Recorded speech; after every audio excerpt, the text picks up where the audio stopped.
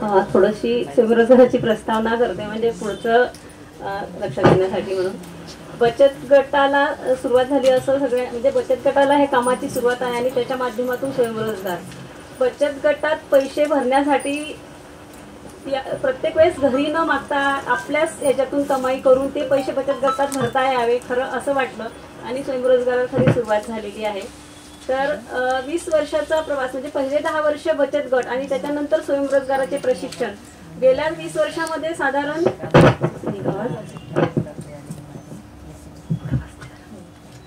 गेल्या 10 वर्षामध्ये अनेक प्रकारचे प्रशिक्षण घेतले. म्हणजे साधं मसाल्याचं जर प्रशिक्षण घेतलं तर 35 प्रकारचे मसाल्याचे प्रशिक्षण, म्हणजे की ती तिच्या घरात पण वापरू शकले पाहिजे आणि तिने विक्री पण करता आली पाहिजे. म्हणजे पर्स असतील, क्विलिंगचे दिवे असतील, म्हणजे क्विलिंगचा दिवा जर म्हटलं तर 50 रुपये वस्तूचा क्विलिंगचा दिवा, क्विलिंगचा जर एक कागद आणि त्याच्यापासून उत्पादन तयार करणं. खरं आम्ही पण नव्याने शिकलो होतं आणि आमचा गट पण नव्याने शिकला. म्हणजे 200 महिला अशा आहेत की त्या क्विलिंगचे दिवे तयार करतात आणि 12 ते 13 लाख रुपयाची उलाढाल कंपनीपर्यंत पोहोचू शकतात. इतका एक आत्मविश्वास ह्या स्वयंरोजगारातून महिलांना आलेला आहे. म्हणजे छोटं एक पाऊस की जे हळदी कुंकाला 25 रुपयात ते संक्रांतीसाठी वापरू शकतो आणि 2000चा ट्रे सुद्धा त्या विक्रीसाठी ठेवू शकतात. मग नुसतेच प्रशिक्षण नाही घेतले तर त्यांच्या वेगवेगळ्या अभ्यास दौरे, सहली की इतर महिला काय करतात त्यांनी ते बघायला जावं. आता ते सहलीच्या याच्यात येतील की कच्छ सारख्या ठिकाणी सुजन संस्था बघणं की तिथं 4 लाख रुपयाची एम्ब्रॉयडरी केलेली साडी ही ग्रामीण महिला घरी बसून तयार करू शकते. तर मग तुम्ही का नाही करू शकत? किंवा तुम्ही शेतात काम करताना तुम्हाला 150 रुपये मिळतात, त्या कधी म्हणून आमचं सगळं ऐकून घेईल की तिला 150 रुपयापेक्षा 500 रुपये मिळवण्याची सोय आम्ही प्रशिक्षणातून तिच्या उत्पादनातून करू देऊ शकू. तेव्हा ते आमचं म्हणणं ऐकणार आणि स्वयंरोजगाराच्या प्रवाहात त्या येतात. तर असा हा सगळा गट आहे. आपण ह्या सगळ्या प्रक्रियेत कशा आल्या आणि त्यांचा एक आत्मविश्वास कसा वाढला, त्या निर्णय कशा घेतात, त्या हिशोब कसे ठेवतात, त्या स्टॉलला कशा जातात, तर त्यांच्याच अनुभवातून थोडंसं ऐकूयात. तर मी उज्ज्वलाताईंना अशी विनंती करते की साध्या लाडू तुम्ही तयार करतात तेव्हापासून डाएट किट पर्यंत गेलात आणि गेल्या वर्षभरात 7 ते 8 लाखाची तुम्ही उलाढाल केली. तर तुमच्या सुरुवातीला काय अनुभव आले आणि तुमचा सगळा प्रवास की 7 लाखापर्यंतची उलाढाल तुम्ही कशा माध्यमातून केली? नमस्कार, मी उज्ज्वला, गाव सोंडे रोजी.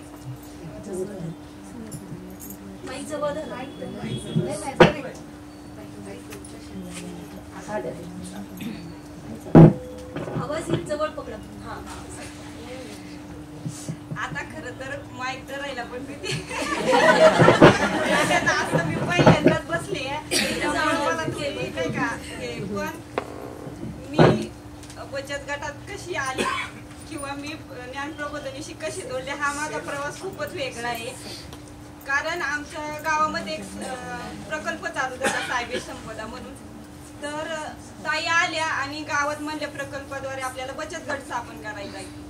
तर मनातून आवड होती पण घरच्यांची परमिशन नव्हती. कारण आपलं काम फक्त शेती आणि चूल आणि मूल सांभाळणं हेच आमच्या म्हणजे पिढीत येत होत गेले. त्यामुळं घरच्यांची परमिशन मग ताई आमच्या मागच लागल्या की बचत गट तयार करायचा. ताई प्रबोधिनीची गाडी दिसली की आम्ही कुलूप लावून बाहेर कारण ह्या आपल्या मागच लागल्यात आणि घरातून सासूची तर परमिशन नाही. आता काय करायचं? मग एक दिवस मिस्टरांना विचारलं, ताई येतात मी बचत गटात जाऊ का? तर ते म्हणते तू बचत गटात जाणार पण तुला पैसे कोण देणार बचत गटात भरायला? हा पण एक प्रश्न उभा राहिला. पण म्हणलं मी एकदा त्या काय म्हणतात हे बघते. ताई म्हणल्या तुम्हाला आम्ही बचत गटात घेणार, वेगवेगळी प्रशिक्षण देणार, त्याच्यानंतर मग तुम्हाला वेगवेगळं शिकवण्याची तर मला फार इच्छा होती. त्यामुळं मग मी म्हटलं पैशाचं नंतर बघू, पहिलं शिकायचं बघू.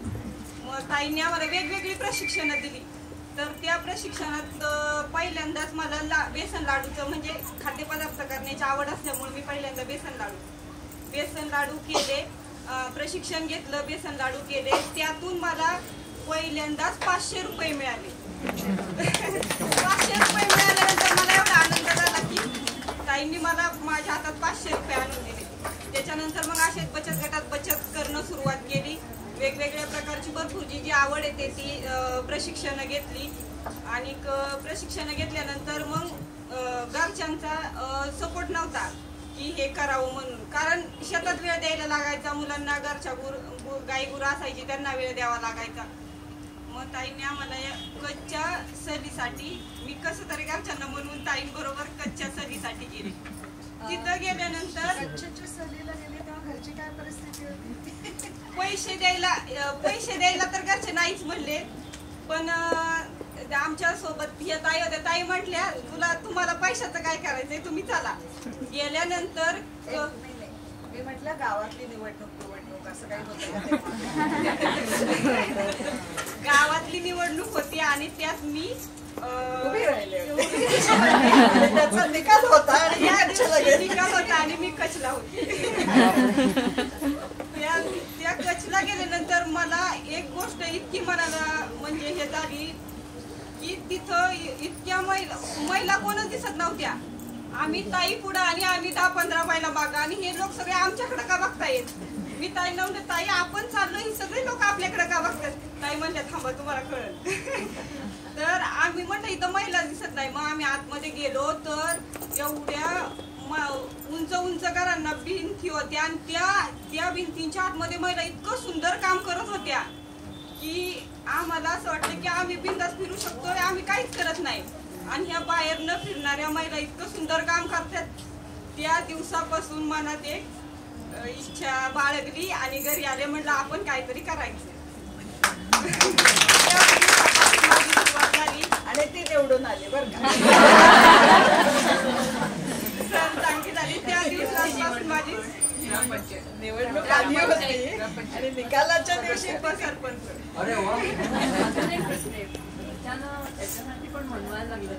नाही माझी इच्छाच नव्हती उपसरपंच. मुलांची इच्छा म्हणून केलं. पण नंतर मग उद्योजक मी उपसरपंच ग्रामसभेला सुद्धा कधी जात नाही, मला आवडत.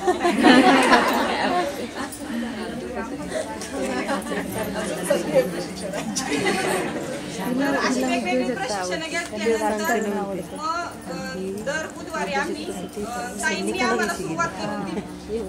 सायबेज कंपनीमध्ये स्टॉल लावायला लागलो, वेगवेगळ्या ठिकाणी स्टॉल लावायला लागलो. तर मी माझ्या 35 वर्षात मी कधीच मुंबईला गेले नाही, तर पहिला स्टॉल आम्ही मुंबईला लावला. स्टॉल लावल्यानंतर त्या स्टॉलमध्ये विक्रीच नाही झाली. 1 रुपयानं विक्री जाता आम्ही परत माघारी आलो. ताई म्हणल्या असंच असतं, अजून तुम्हाला खूप अनुभव घ्यायचे. मग ताईंचा आदर आम्ही बऱ्याच स्टॉलला गेलो, पण ताईंनी पण एक दिवस ठरवलं की यांना सोडून यायचं. त्यांनी आम्हाला स्टॉलला नेलं आणि म्हणले आता तुम्ही तुमच्या घरी यायचं. कधी नसरा पूर्ण सोडलेल्या आम्ही दोघी जणी तिथं अडकलो. सगळं स्टॉलचा हे म्हणजे स्टॉल नेलेला सगळा. मग आम्ही पण गंमत केली, म्हटलं आपण पण ताईंना विक्री करून घरी जायचं, जाऊन मगच ताईंना फोन करायचा. मग तेव्हापासून आम्ही शिकायला सुरुवात केली आणि आता आम्ही सायबेज IT कंपनीमध्ये स्टॉक दर गुरुवारी लावतो. तर आमची दर बुधवारी 30 ते 35 हजाराची विक्री होते. कारण आम्हाला पॅकिंगचं नॉलेज नव्हतं. आता आम्ही सगळं व्यवस्थित, म्हणजे आमच्या नवगावच्या महिला आम्ही म्हणजे कामं वाटून घेतलेली आहेत. आमच्या नवगावातल्या कोणत्याही महिला स्टॉलवर गेली तर विक्री कमी होत नाही. सगळ्यांना त्याचा व्यवस्थित बसलेला आहे. गाडीचं नियोजन, परत तिथं कोण उभं राहणार, विक्रीचं पॅकिंग, माल नेतानाची काळजी, सगळं आम्ही व्यवस्थित आता हँडल करतो. आणि आमची महिलांची 20 ते 25 हजाराची विक्री आम्ही करून येतो. IT कंपनीतच नाही तर दुसऱ्या पण ठिकाणी आम्ही विक्री केली तरी आता तेवढं पैसे मिळतात. तुमचा स्वतःचा काय व्यवसाय काय? आणि माझा स्वतःचा व्यवसाय म्हणजे डाएट किट. तर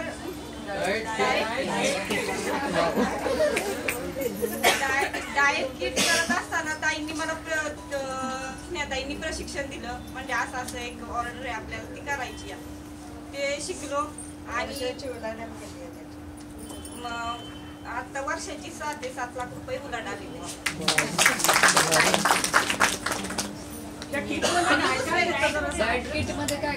ते सांगायचं नाही, नॉट डिस्क्लोजर आहे.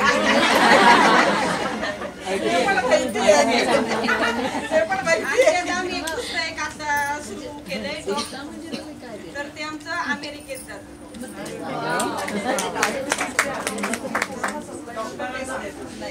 डॉक्टरांचं काम, डॉक्टरांना डॉक्टरांनी तुम्हाला संपर्क केला? नाही ताईंनी आम्हाला संपर्क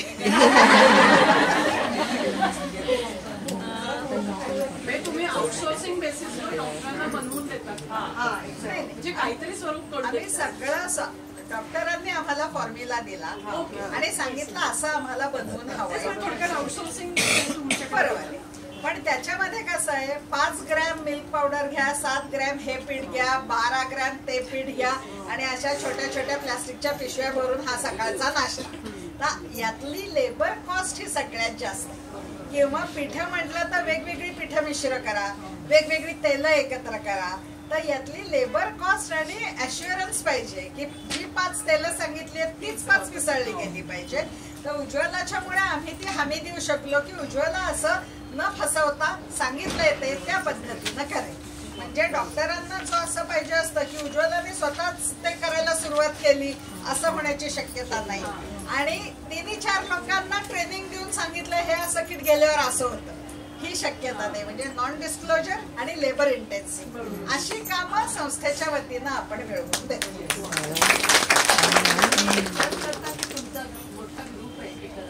नाही, हे मी माझा स्वतः घरी करते. माझे आता शेती सोडून माझे मिस्टर सुद्धा मला मिस्टर घरी जाऊ नको म्हणणारे आता म्हणतात, सासूबाई म्हणतात मी धुणं भांडी करते तुझा. म्हणजे आता इतका विश्वास इथपर्यंत, म्हणजे हे वाक्यापासून या वाक्यापर्यंत प्रवास आमचा आजपर्यंत. डाएट की काही सामान्यांसाठी आहे का फक्त डॉक्टरांपुरतंच आहे? आम्हाला त्या डॉक्टर त्यांच्या पेशंटला देत, म्हणजे प्रबोधिनीचा विक्री प्रोडक्ट नाही. पण त्याला म्हणजे डॉक्टर देतात म्हणून ते ऑथेंटिक आहे. आम्ही वेगवेगळी प्रशिक्षण घेऊन हे शिकलो. आम्ही हेच करत नाही तर आता नवीन गावांमध्ये आम्ही प्रशिक्षणार्थी म्हणून पण जातोय. वेगवेगळे ताट शिकवले आम्ही, वेगवेगळे म्हणजे पदार्थ. आता दुसऱ्या नवीन प्रकल्प चालू झालाय त्या महिलांना वेगवेगळे प्रशिक्षण देतोय. आमच्या बरोबर त्यांना पण पुढे आणतोय. आता माझ्या गावातून 20 ते 25 महिला उद्योग करायला, व्यवसाय करायला चालू मी करून देतो. दरवर्षी किती लाखाचा बिझनेस होतो सगळ्यांचा मिळून? सगळ्यांचा मिळून 7-8 लाखांचा होता असं प्रत्येक महिलेचा इन्कम धरला तर. दुसरा प्रश्न मी मोनिकाताईंना असं विचारल की खरं तर ह्यांचं म्हणजे तरुण आणि तरुण मंडळींना थोडंसं गावाबाहेर निघायला पण अडचणी येतात आणि म्हणजे घरात एकंदरीत नवऱ्याच्या असतील, सासूच्या असतील आणि छोटे मुलं असतात की एक खूप अडचण असते की माझ्या मुलांना घेऊन मी काय करू. तर त्यातूनही मार्ग काढून मी थोडंसं शिवण करल आणि मला जे आवडत ते मी करल. आणि मागच्या वर्षभरात जी काही ऑर्डर केली दिवाळीची 3 ते 3.5 लाखाची तुम्ही उलाढाल केली आणि कॉलेजपर्यंत तुमचा सगळा फराळ पोचला, तुमच्या पेपरला बातम्या आल्या, त्याच्याबद्दल तुम्ही थोडंसं सांगा. की खरं तर पहिला मी माझा चांगला प्रवास सांगते. जेव्हा ताई प्रबोधिनीतनं गटामार्फत आमच्या गावात आल्या तेव्हा महिला तयार होत नव्हत्या, पण माझी खरंच खूप इच्छा होती. पण मी पहिलं एकटीने जाऊन बघितलं. तर जेव्हा आम्ही पहिली प्रशिक्षणं घेतली, बिलिंगचे दिवे असू द्या, मशीन काम, नंतर त्याच्यातनं आम्ही खाद्यपदार्थ निवडला. चकली, पौष्टिक लाडू, मिश्र धान्यांचे, वातावरणानुसार तीळ लाडू, तीळ शेंगदाणा. तर चकली करताना आम्ही गेल्या वर्षी MIT कॉलेजच्या अचानक आम्हाला 50 किलो ऑर्डर आली. तर ते आम्हाला एका दिवसात पूर्ण करून द्यायची होती. आणि खरं तर कोणतीही ऑर्डर येऊ द्या, ती पैशासाठी नाही तर खरं तर ती आम्हाला ऑर्डर देवासारखी म्हणून आम्ही ती इमर्जन्सी कधीही तयार करून देतो. की खरं तर पैसे कमवण्याच्या उद्देशाने नाही. तर त्याच्यातनं आपल्यावर कुणीतरी विश्वास ठेवलेला असतो की ती ऑर्डर आपल्याला एका विश्वासाने मिळालेली असते, त्यामुळे ती पूर्ण करून द्यायचीच. त्यामुळे आम्ही ती पूर्ण करून दिली. त्यावेळी आमची उलाढाल सगळ्या 9 गावातल्या महिलांची 3.5 लाखाची होती आणि आमचा दिवाळीचा नेट प्रॉफिट आम्ही तिघी मिळून करतो तर तो 60,000 रुपये होता. तो नेट प्रॉफिट जेणेकरून आपले पैसे येतात. गावाकडे म्हणल्यावर नवरे लोक किंवा सासूबाई तुम्ही कमवता तर ते पैसे काय करतात. उद्या आपली मुलंही आपल्याला विचारणारी आहेतच की तुम्ही कमवलं मग ते काय केलं. तर ते पैसे आपले कुठेतरी मार्गी लावायचे. जेणेकरून आपल्याला सांगता आलं पाहिजे की आम्ही कमवलं पण हे करून ठेवलंय, आपल्या कमाईचं आपल्याला सांगता आलं पाहिजे. आणि ज्यावेळी आमचा पेपरमध्ये फोटो आला तिघींचा चकली करताना, तेव्हा गावातले लोक विचारत होते की काय काय योग येत नाही प्रत्येकाच्या नशिबात, कुठे कोण कोण कोणत्या पदवीवर असतं काय, पण अशा लोकांच्या नशिबात नाहीये की तो पेपरमध्ये फोटो येतो. पण आम्ही घरात आमचा फोटो पेपरमध्ये येतोय तर ते खरंच खूप छान वाटतं. आणि काही काही वेळेस सुंदरता खरं तर चेहऱ्यावर तेव्हा दिसून येते की जेव्हा आपण आत्मसन्मानाने जगतो ना.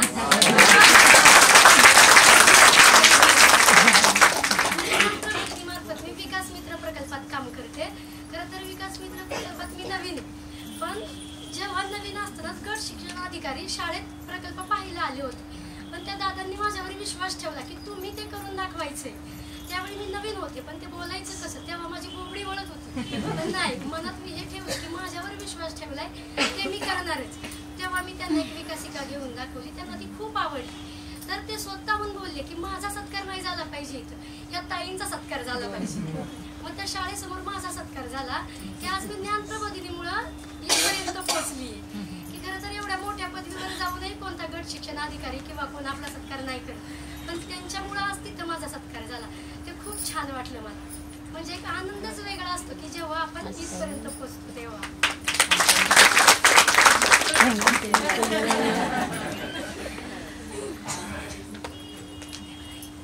आता मी एक प्रियाताईंना म्हणजे ही अशी व्यक्ती आहे की अर्धा किलो शंकरपाळे मी करून दाखवते आधी, आणि आता कोट्यावधी रुपयाचे प्रकल्प हाताळतात, कोट्यावधी रुपयाची उलाढाल करतात आणि प्रत्येक शेतकऱ्यांसोबत स्वयंरोजगार की तुम्हाला ह्याच्यातून हे पैसे मिळणार, वेगवेगळे उत्पादन करून टाकतात. युरिया ब्रिकेट सारखा त्यापासून जो उद्योग सुरू झाला तर आता ज्या आज माहिती नाही ती तिथं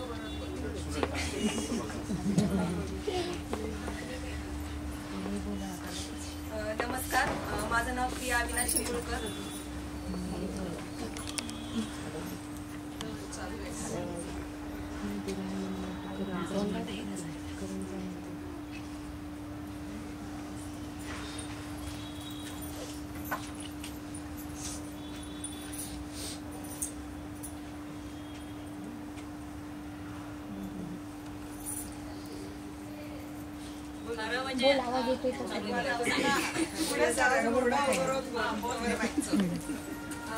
माझं नाव प्रिया अविनाश शिंगुळकर, गाव आडवली. लग्न झालं, पुण्यात 1 वर्ष गेलं, त्याच्यानंतर डायरेक्ट काही कारणांनी गावाला आले. पण जिद्द होती की काहीतरी करायचं. पण असं 4-5 महिलांना गोळा करून असंच बोलता बोलता दुपारच्या की आपण शिवण क्लास चालू करू. शिवण क्लास चालू करायचं, पण आपला शिक्षक कोण येणार? तर गावातीलच महिलांनी सांगितलं की असं ज्ञान प्रबोधिनीचं काम ग्रामीण भागात चालतं, तर तिथे प्रशिक्षक म्हणून आपल्याकडे येईल. मग असंच आम्ही 2 महिन्याचा शिवण क्लासचा वर्ग केला आणि भारतीताई, प्रतिभाताई आमची इथं प्रमाणपत्र वाटपाला आल्या आणि मला त्या प्रमाणपत्र वाटपाच्या कार्यक्रमाच्या दिवशी सगळी प्रबोधिनीची माहिती कळाली. तर ताई म्हटलं तुला करायचं असेल तर तू 9 दिवसा बैठकीला दर महिन्याला येत जा. 12 तारखेला ती बैठक असते. तर मी 6 महिने लागोपाठ ती बैठक केली. ताईंना पण माझं कामाचं स्वरूप बघितलं. तर हळूहळू ताईने आमच्याकडे एक जबाबदारी केली. असं पुढं पुढं कामात येऊ लागले.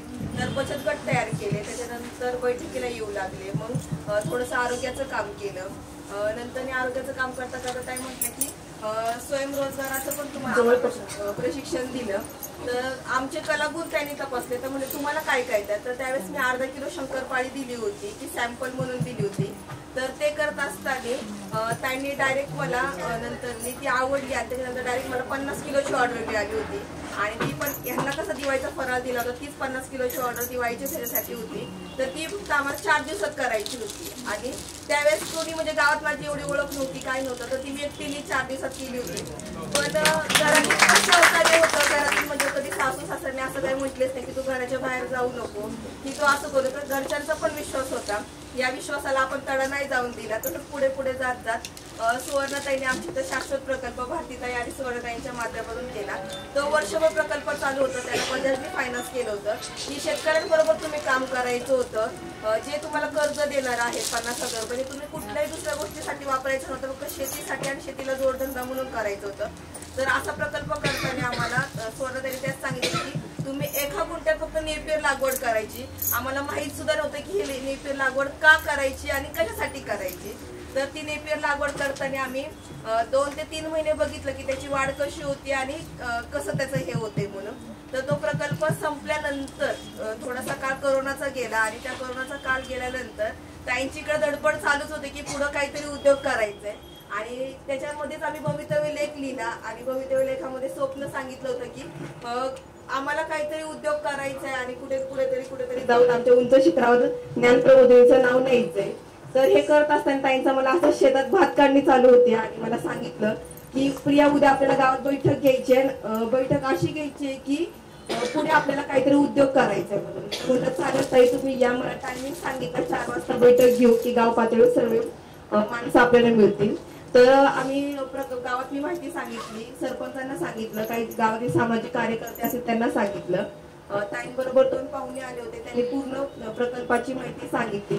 अशा आमच्या 5 ते 6 मिटिंगी झाल्या आणि नंतर मी फायनल प्रोजेक्ट आमचा ग्लोबल बरोबर तयार झाला आणि तो प्रोजेक्ट गावात आल्यानंतर सांगितलं की 1 एकरी जर तुम्ही हत्ती घास लावला तर त्याचे तुम्हाला वर्षाला 24,000 रुपये मिळणार, पण त्याच्यामध्ये शेतकऱ्यांनी काही करायचं नाही. असा हा प्रोजेक्ट 3 वर्षासाठी तुमच्या गावात होणार. त्याच्यापासून आपण पॅलेट तयार करणार की त्या पॅलेट कशासाठी यूज करतात की जे मोठे मोठे कंपन्या असतात त्याच्या कोळशाला पर्यायी इंधन म्हणून आपण पॅलेट वापरतो. हे शेतकऱ्यांपर्यंत आम्ही समजून सांगितलं. वर्षभर आम्ही शेतकऱ्यांबरोबर लागवड केली, त्याचे क्षेत्र आम्ही घेतले, मशागत केली, क्षेत्र त्यांची लागवडीखाली आणून नेपियर लावलं. 52 एकर होती. त्याच्यानंतर मग आम्ही पॅलेट मशिनरी आमच्या गावात येऊ लागल्या. एक शेड घेतला आम्ही, त्याच्यामध्ये मशिनरी आल्या, एक पॅलेट मशीन आली, 2 शेडिंग मशीन आली आणि 20 HP मोठी पॅलेट मशीन आली. आणि त्याच्यामध्ये सगळं तर झालं पण लाईट कनेक्शनच नव्हतं. तर मोठा प्रश्न उभा राहिला. पण आम्ही लोकांना वाटलं की आता ह्यांच्याकडे लाईट नाही म्हणून काय करणार. आम्ही महिनाभर जनरेटरवर काम केलं आणि निवडणुकीचा हे साधून आम्ही अजितदादा पवारांना लेटर देऊन एक डीपी तयार मागून घेतले आणि आता आमचं काम सुरळीत चालू आहे. आता मी माझ्या गावात 1 कोटीचा प्रोजेक्ट समजते, त्याला फक्त सुवर्णताई मार्गदर्शन करतात. त्यांचे कधी बोलणे पण खावे लागतात 2 लक्ष कामाकडे झाले तर. पण ज्ञान प्रबोधिनीमुळे इतका आत्मसन्मान वाढलाय की आपण कोणता तरी उद्योग करू शकतो. त्याच्यामध्ये आम्ही आमची कामं सगळी आम्ही केली. उद्योग आधार कार्ड असेल, पॅन कार्ड असेल, बचत गटाचे खाते असतील आणि गावातील पण जो लोकांचा दृष्टिकोन असतो बघण्याचा तो पण खूप बदललेला आहे की ह्या मुली बाहेर पडल्यात म्हणलं की ह्या कुठल्या वाईट मार्गाला जाणार नाही, काहीतरी करूनच दाखवणार आहे असा त्यांचा विश्वास आमच्यावर वाढलेला आहे. आता खरं तर युरिया ब्रिकेटची माहिती पॅलेटची माहिती सांगितलेली आहे. तिच्यासोबतच सविताताई काम करतात आणि दिवसभर त्या मशीनवर काम करतात ब्रिकेट तयार करण्याचं. आणि तिच्यासोबत एक तिचा गट आहे तर तिचाही इथे थोडक्यात सांग की तू दिवसभराचं म्हणजे किती रुपयाचं उत्पादन करते आणि कशा पद्धतीने करते. नमस्कार, मी सकाळची माझ्या गावातून 3 किलोमीटर गाव माझं लांब आहे आडवलीपासून. मी 10 वाजता माझ्या घरातून निघते, तिथं 10:15 साडे 10 वाजेपर्यंत पोहोचते. माझ्याबरोबर 2-3 महिला आहेत काम करण्यासाठी. आम्ही दिवसाला 250 ते 300 गोळ्या काढतो त्या 10 HP मशीनीवर. किलो 250 ते 300 किलो गोळ्या आम्ही काढतो दिवसभर.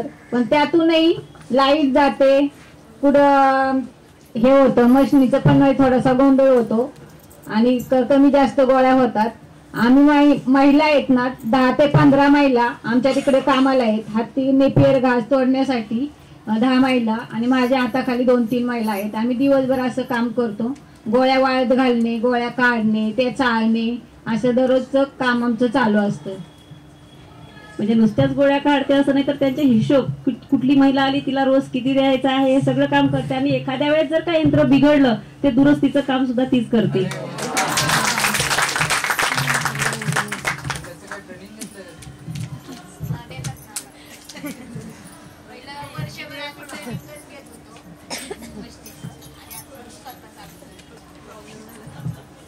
पण म्हणजे टनांनी उत्पादन करण्याची जबाबदारी घेतली. पूर्वी टन म्हणजे काय माहित नव्हतं. आता कितीची किती पोती म्हणजे 1 टन होतं, त्याची डिलिव्हरी कशी द्यायची, त्याचं चलन कसं बनवायचं हे शब्द माहिती होणं आणि त्याच्या टप्प्यावर जाणं असं खरं म्हणजे हे आहे. आता थोडस मी भारतीताईंना प्रश्न विचारते. आता भारतीताईंनी इतरांना प्रश्न विचारले होते की भारतीताई स्वयंरोजगाराचं काम 20 वर्ष 30 वर्ष करतायत. खरं म्हणजे भारतीताई बचत गटात आल्या त्या सभासद म्हणून, त्या मूळ काही शिवापूर भागातल्या नाहीत, त्या विदर्भातल्या होत्या. त्यांचे यजमान प्रबोधिनीत काम करत होते, त्या निमित्तानं त्या शिवापुरात आल्या आणि अगदी सुरुवातीला बचत गटाची खाती काढायला सुरुवात केली.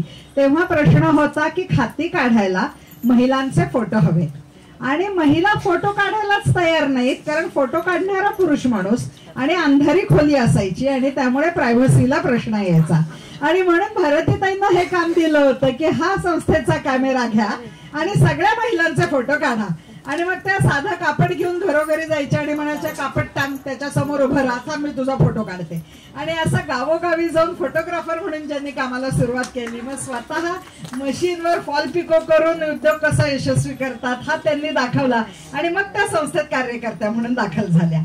म्हणजे इथली प्रत्येक जण अशी आहे की जी आधी सहभागी सदस्य म्हणून काम करत होती आणि त्या अधिकाराने त्या सांगताय हो हे मी केलंय, मला माहितीये कसं असतं.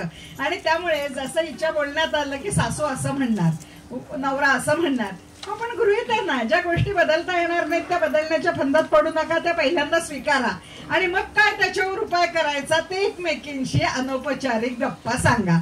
म्हणजे आता हा विषय नाहीये पण जाता जाता विषय निघालाय म्हणून सांगते की महिलांच्या समितीमध्ये असणाऱ्या एकांचा एक दिवस मला फोन आला की ताई माझ्याकडे एक केस आली आहे आणि मला असं दिसतंय की याच्यामध्ये पुरुषालाच मदतीची गरज आहे, तर आपण करू शकतो ना हो, कारण तिथं महिला डॉमिनेट करते असं मला वाटतंय. म्हणजे ह्या गावात पुरुषाला मदतीची गरज आहे, महिलेला मदतीची गरज आहे, ह्या बाईला सुनवास होतोय का या सुनेला सासूरवास होतोय याचं परफेक्ट जजमेंट गावामध्ये असतं. आणि त्यामुळे सर्वसामान्य एक वाक्य उच्चारलं तरीही त्या विशिष्ट केससाठी काय करायला पाहिजे ह्याचा व्हेरिएशन करता येणारा हा सगळा गट या अनुभवातून तयार होतो. म्हणजे आता हिने तपशील सांगितला नाही पण सविताला विचारलं तर कोणाला मदतीला घेशील, हा निर्णय करणं अवघड आहे. बाईच्या हाताखाली बाईनी काम करायचं असेल तर उरलेल्या बायकांनी हे स्वीकारायला लागतं की मला बाईच्या हाताखाली काम करायचंय. तिथंही प्रश्न येऊ शकतात. म्हणजे इतक्या बारकाव्यात लक्ष द्यायला पाहिजे. सविताने 10:30 वाजता बोलवलंय म्हणजे सविता माझ्या आधी 2 मिनिटं हजर असणार असं तिला वळण लावल्याशिवाय तिच्या समोरची बाई 10:30 पूर्वी पोचत नाही.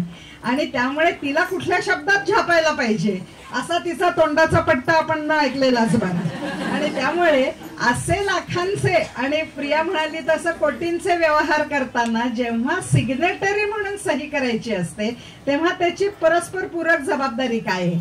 मग लाईट गेले तर कसं द्यायचं, मला सुचलं नसतं अजित पवारांकडे जाऊन डीपी आणूया, पण ती गेली स्टेजवर आणि पत्र दिलं आणि आला तो डीपी.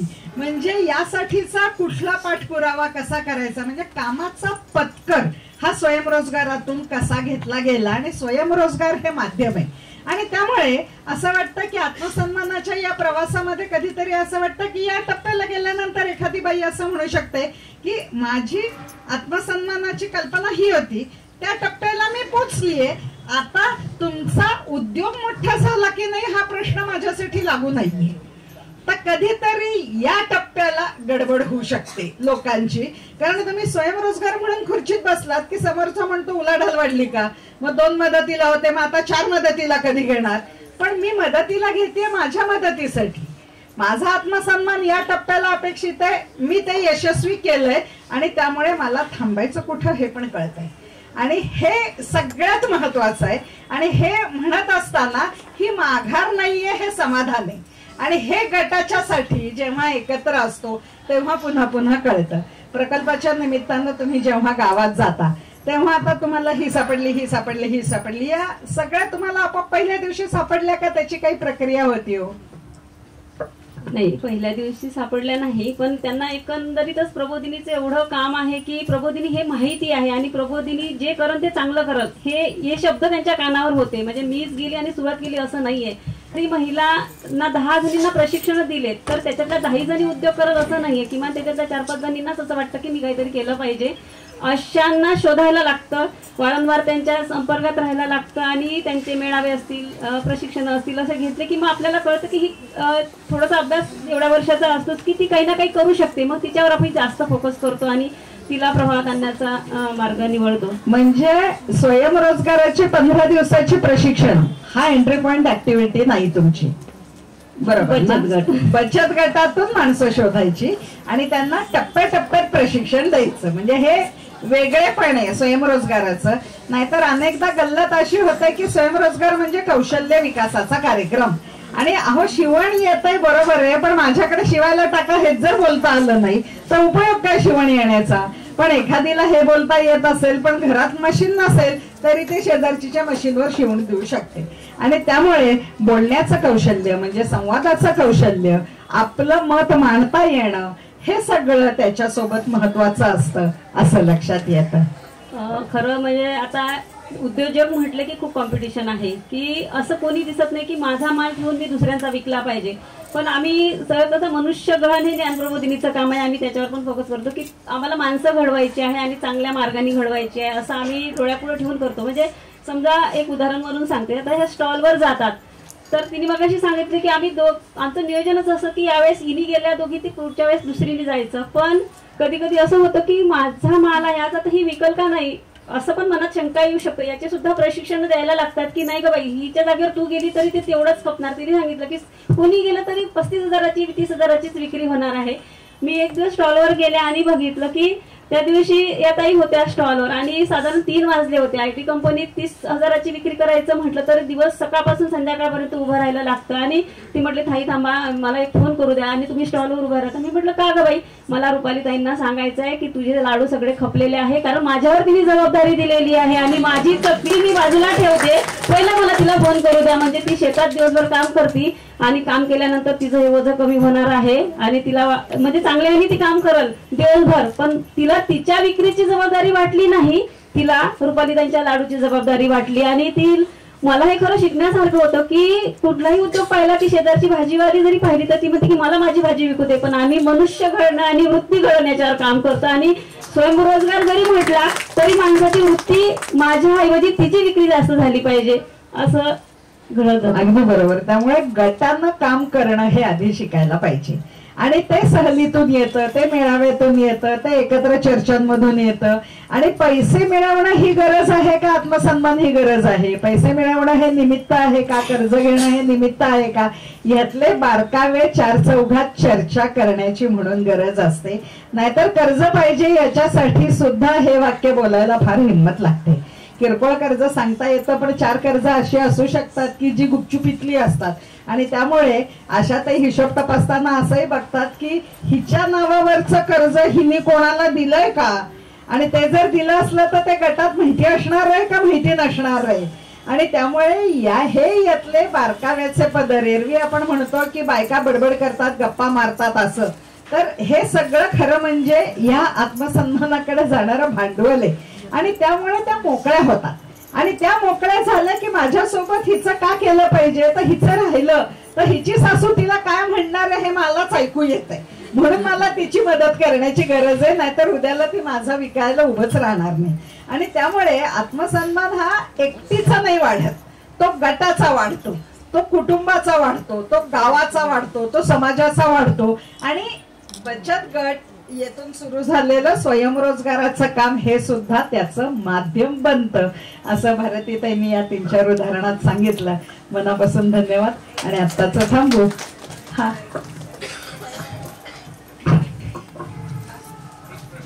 या सगळ्याच्या बचत गटाच्या ज्यावेळेस विक्रीचा प्रश्न असतो तर तो बऱ्याचदा इतर गटांना जाणवतो, म्हणजे हे पाहिलेलं आहे. तर ते कसं केलं आणि ऑर्डर तुम्ही कशी मिळवता आणि दुसरं त्याला एक जोडून आहे की क्वालिटी मेंटेन राहण्यासाठी कशा पद्धतीने पाहतो. एक छोटासा प्रश्न आहे माझा, विचारू का आधी? हिशेब मेळावे तुम्ही म्हणलात मगाशी, हिशेब मेळावे म्हणजे नक्की काय मला नाही कळलं. जे बचत गटाचं काम चालू आहे दर वर्षभरात 31 मार्चला सगळ्यांचेच ऑडिट होतात, तर आम्ही तसं बचत गटाचे पण ऑडिट करायचं असं ठरवलं. आणि वर्षभरात त्या महिलांची बचत किती, तिने किती कर्ज घेतलं, तिची परतफेड किती आणि तिच्या अंगावर कर्ज येणे बाकी किती, असा सगळा हिशोब करतो आणि गावागावात जातो आणि त्या सगळ्या गटांपुढे मांडतो की आजची तुझी परिस्थिती काय आहे. त्याच्यासाठी आम्ही मेळावे घेतो आणि तो हिशोब सगळा समजावून सांगतो.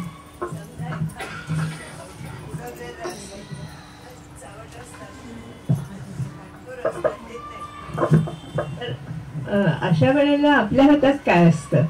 त्याच्यासाठीच ती मेळावे आम्हाला जास्ती उपयोगी पडते. समजा आम्ही हिशोब गावात मांडतो आणि एखादीला कर्ज भरायचंच नाही आणि तो सगळा हिशोब गावापुढे होत असतो आणि सगळ्या महिलांच्या समोर होतो आणि मग लोकांना कळतं की अरे ही पैसे भरत नाही आहे, हिची आणि बाकी इतकी इतकी आहे. त्याची चर्चा गावात होती आणि जे गावात चर्चा झाल्यामुळे ती त्या भीतीपोटी सगळे पैसे भरते. त्याच्यामुळे आजपर्यंत आमच्या गटात अजून एकही डिफॉल्टर दिसत नाहीये. म्हणजे पब्लिक शेम म्हणतो तसं करायचं थोडं.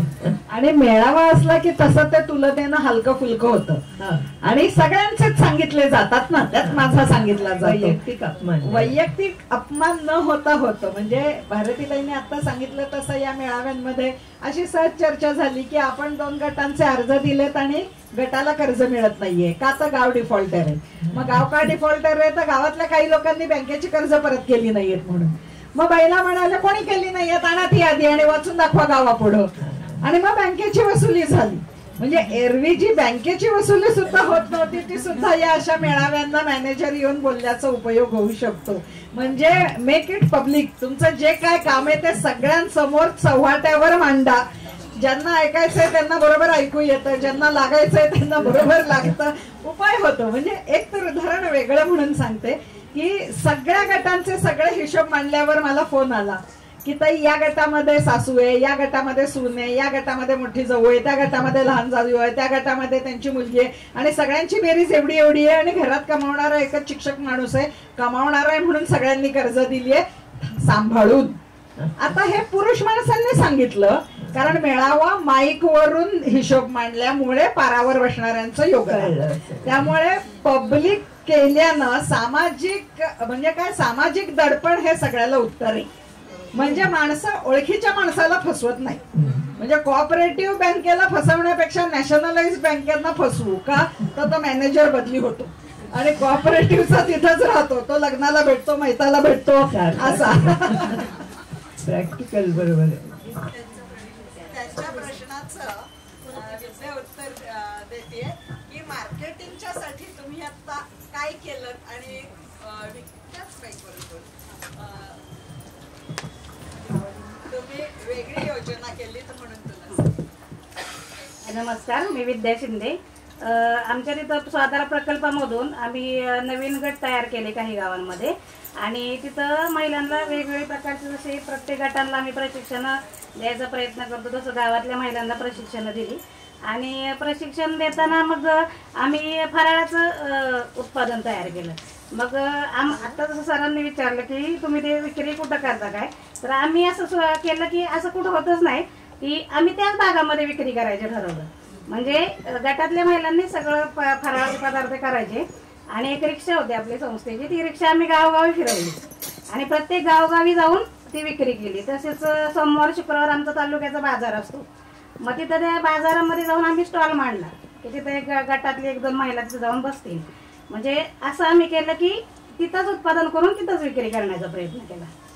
म्हणजे हा वेगळा प्रयत्न म्हणून मुद्दामून सांगायला सांगितलं की एरवी गावात बनवायचं आणि शहरात विकायचं असं असतं. हा एक उदाहरण. आणि दुसरं भारतीताईंना सांगते शिवऱ्याच्या हायवेवरच्या विक्रीचं सांगते. सुरुवातीला म्हणजे खरं गावात भाजी विक्री टोपली घेऊन विकणं हे म्हणजे नाही आवडत होतं कुणाला, पण आता इतका बदल झाला की आम्ही सुरुवातीला एक टपरी दिली आणि सांगितलं की ते हायवेवर म्हणजे गटाची टपरी होती आणि तुम्ही विकायला सुरुवात करा. तर त्या बचत गटांनी ती टपरी घेतली आणि तिथं महिला एक एक करून असं विक्री करायला सुरुवात केली. म्हणजे भाजी विक्री समजा राहिली, संध्याकाळची शिल्लक राहिली तर ते घरी नेल्यावर थोडंसं अपमान वाटतं आणि खपली नाही बाबा, म्हणजे थोडंसं हे होतं की ती आणि शिळ्या होतात, मग त्या घेत नाही, नुकसान होतं. तर मग तुम्ही इथंच ठेवा आणि इथंच ठेवल्यानंतर दुसऱ्या दिवशी या विका म्हणजे एक झाली, दुसरी झाली, तिसरी. आता 50 बायका अशा आहेत की त्या हायवेवर रोज भाजी विक्री करतात. म्हणजे गावातली सरपंच आहे तरी पण ती भाजी विक्री स्टॉल हायवेवर करतात. म्हणजे आमच्या आज आहे रुक्मिणीताई अशा आहेत की त्या गावाच्या सरपंच आहे पण भाजी विक्री करायला तिथं जातात आणि त्याही टोल नाक्यावर विकतात. त्यांना त्याच्यात आत्मसन्मान वाढतो की म्हणजे माझ्या शेतीतला माल मी का मार्केटला पाठवू, मी स्वतः विकला पाहिजे, त्याच्यात असं वावगं वाटत नाही त्यांना. आणि आपण अशा टपऱ्या गटाच्या कर्जातून घेतल्या आणि त्या फ्री केल्या, प्रत्येकीने टोपली ठेवली की 10 रुपये भाडं द्यायचं आणि त्याच्यातून परतफेडीचे हप्ते भरले. संस्थांच्या बाबतीत अनेकदा प्रश्न असा येतो की आपण प्रशिक्षण घेतलं की बनलेला माल आपणच विकायचा असं संस्थेलाही वाटतं आणि प्रशिक्षणार्थींनाही वाटतं. त्यामुळे पहिल्या दिवसापासून हिला लाडू शिकवले तर तुलाच विकायचे बरं का, हिने केलं तर तुलाच विकायचे बरं का, हे प्रशिक्षण आपल्या प्रशिक्षणाचा भाग पाहिजे. आणि त्यामुळे तुला तुझ्या गावात 2 किलो विकता आले तर तू बाहेर 5 किलो विकू शकशील. आधी तुझा लाडू चांगला आहे हे तुझी शेजारची सख्खी शेजारी म्हणते का, हे तू नसताना मला तिच्याकडून ऐकू दे तर तुला जमेल. आणि अनेकदा तिथंच लोक नापास होतात आणि मग आपल्याला स्क्रीनिंग करणं सोपं जातं संस्था म्हणून बघायचं झालं तर. दादाचं अजून एक उत्तर द्यायचं म्हटलं तरी असं नाही की ह्या सगळ्या गोष्टीत अडचणी येत नाही. अडचणी मार्केटिंगला तर अडचण येणारच आहे. परवाचं उदाहरण सांगते की 1 जानेवारी होती आणि कंपनी स्टॉल लावायचं होतं पण सुट्टी आहे हे माहीतच नाही. आमचा माल तयार झाला, मग आता त्याचं काय करायचं. खरं म्हणजे आता ही चकलीवाली तिने 5-6 किलो चकली करून ठेवली आणि नंतर कळलं की अरे असं कंपनीला सुट्टी आहे, मग आता त्या चकलीचं काय करायचं. तिने तिचं मार्केट शोधलं, मी नाही त्या भांडात पडले. मग तिला दुसऱ्या दिवशी विचारलं तू उत्पादन केलं विकलं कुठं. ताई शाळेला सुट्टी नव्हती, शाळेत गेले, बँकेत, आमच्या गावात बँक आहे बँकेत गेले, आमच्या ग्रामसेवकांना विकले आणि खपली माझी 5 किलो चकली. म्हणजे असं त्यांना सुचतं ते सगळं टप्प्याटप्प्यात. म्हणजे प्रश्नाचा पत्कर कोणाचा आहे आणि जी उत्पादन करते तिने पत्कर घेतला की मार्ग सुचतो आहे खरं त्याचं उत्तर आहे. प्रतिभा ताईचा मी आता मुद्दामून बोलवलं, मगाशी भारती ताईंनी पेलेटच्या ऐवजी 2दा ब्रिकेट म्हटलं म्हणून त्यांची आठवण झाली. आणि युरिया ब्रिकेटचा MRCP प्रकल्पातला सगळ्यात पहिला पायोनियरिंग प्रकल्प त्यांच्या गावात झाला आणि DAP खत आणि युरिया याचं मिश्रण करून गोळी तयार करणं असं. तर प्रतिभा ताई त्या अनुभवाबद्दल 1-2 मिनिटं बोला ना.